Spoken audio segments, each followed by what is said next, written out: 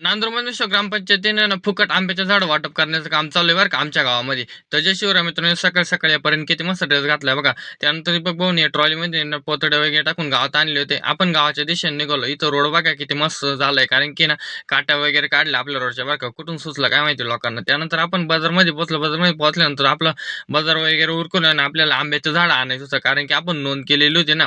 मग तिथं गेलो, सगळे आंब्याचे झाडं वगैरे उतरवले होते. तिथे 1000 झाडं उतरवले होते. मग आपण पण आपली नोंद वगैरे करून आहे ना, आपण दादासाहेबांनी मस्तपैकी 2 झाडं ना निवडून वगैरे घेतले बरं का. मग आपण पण हे 2 झाडं घेऊन आहे ना आपण घराकडे आलो.